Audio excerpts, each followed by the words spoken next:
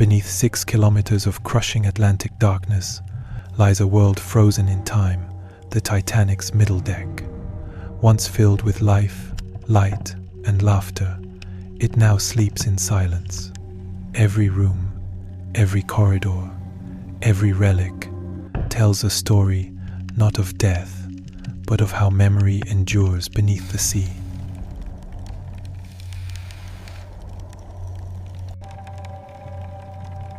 Once filled with laughter, chatter, and the clinking of cutlery, now only silence remains. The dining hall of Titanic's third class lies buried under layers of silt and rust, where tables and chairs stand as ghostly echoes of lives once gathered here. Every flake of corrosion tells a story swallowed by the sea, preserved in eternal stillness.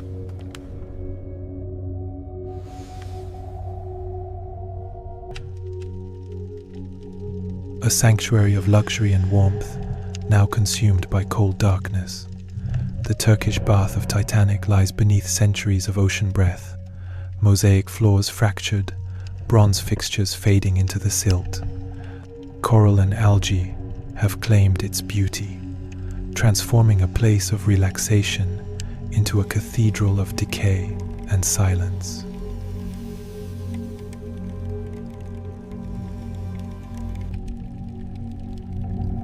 The pool that once shimmered under electric light now sleeps under 6 kilometers of water. Empty, dry, and filled with dust, it has become a resting place for shadows. The railings, the tiles, the faint outlines of ladders all stand as monuments to a moment frozen forever in the depths.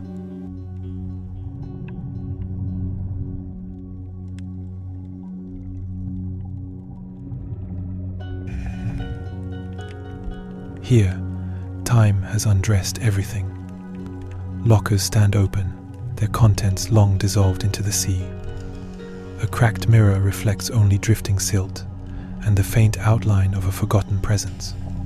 The airless silence wraps around this place like a memory too heavy to fade.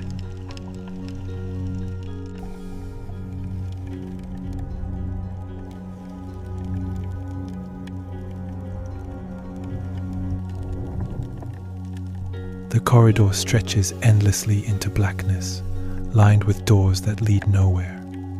Curtains sway softly in the still current, and dust floats like frozen breath. Every sound, every metallic creak feels like the whisper of the ship itself, alive in its ruin.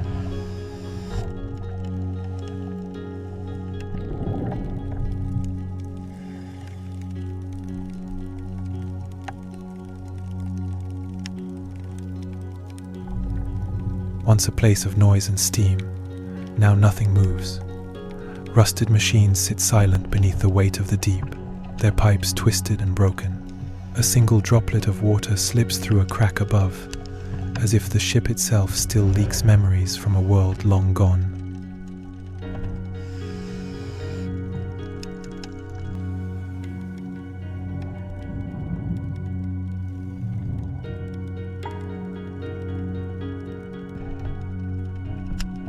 Where meals once sustained hundreds, now only the ocean feeds. Pots and pans lie overturned, coated in coral and decay. Each object remains exactly where it fell, silent witnesses to the last day. Titanic breathed air and light before sinking into eternity.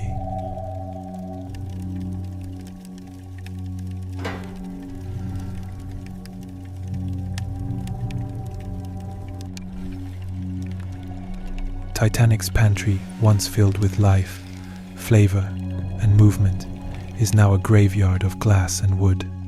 Broken shelves cradle nothing but sand and silence. Even the faint shapes of crates lie motionless beneath a century of drifting dust and cold oblivion.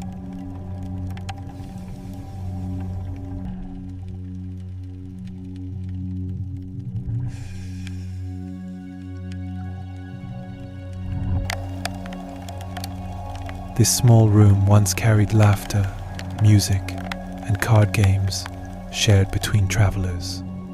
Now, the table is broken, the chairs twisted, the air thick with rust and time. A single playing card still clings to the surface, a haunting fragment of joy swallowed by the abyss.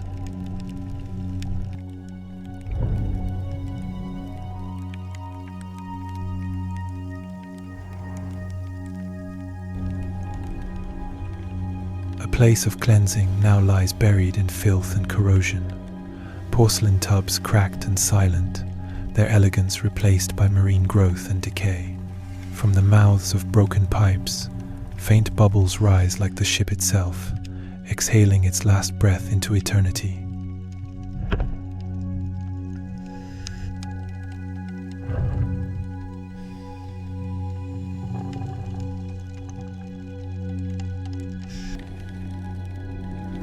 Steam once filled this chamber, now it's only the ocean's breath. Thick clouds of marine dust float through the beam of the ROV, revealing valves and gauges rusted shut forever. Time no longer passes here, it lingers, suspended between silence and pressure.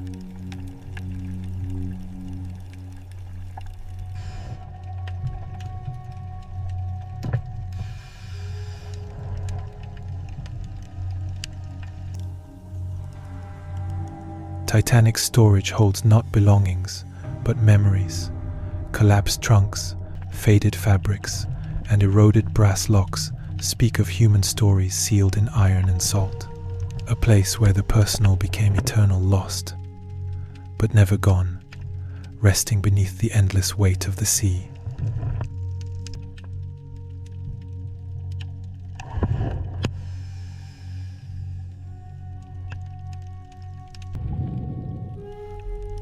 Here slept the men who kept the ship alive.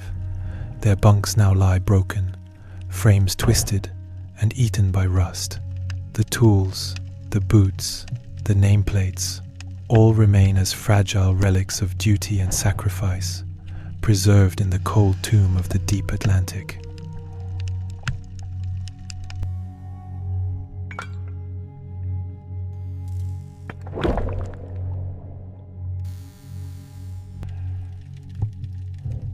The spiral staircase once echoed with hurried footsteps.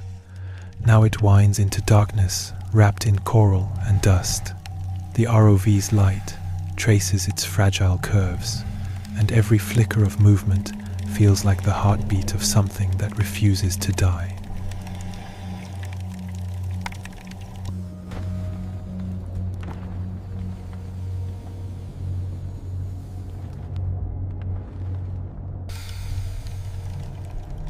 The ship's heart of power now silent, cold and corroded.